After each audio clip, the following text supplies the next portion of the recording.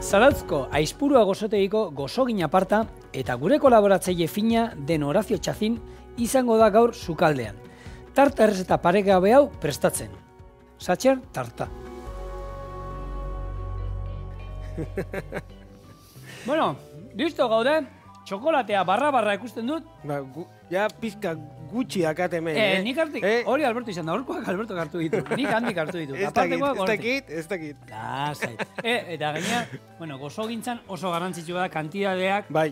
Ondo neurtuta egon dira, bat hartu du Alberto, le? Horregatikan, pizka gehiago, beti ekartzen dut.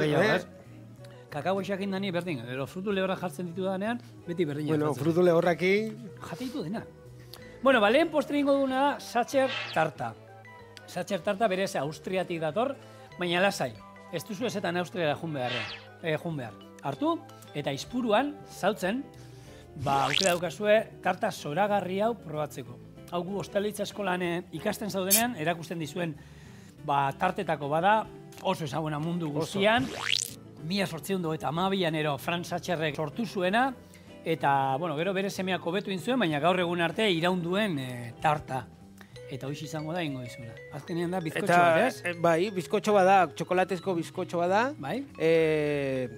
Alperretxiko mermelada bat erekin erdian, eta gero kanpotikan pixkat, eta gero ganax berezi bat kubritzeko.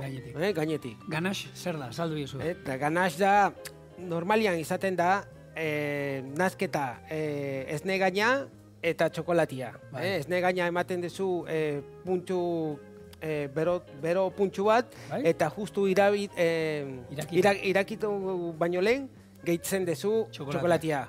Eta nik esaten du, hau berezia da, porque hau da esne gaina gabe, hau da urarekin. Eta ura da txokolatezko kontra. Hori, zuk ezin duzu, beti ezin duzu naztu, txokolati eta ura. Eta ganax hau egiteko da urarekin. Eta gelditzen da oso brillante, oso polita gelditzen da. Eta truko bat, esango dizu gero. Bai, zelen bezala, nik beti brillo emateko entzun izan dut gurina ematen da, eta gurinak ematen diola txokolateri brillo.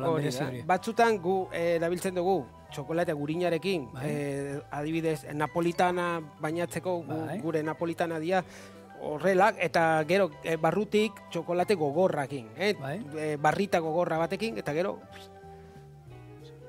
Eta hori da txokolate gurinakin, baina hau da... Ikusi. Urakin, nik urakin izuteko ikusi. Venga, lanean hasiko gara.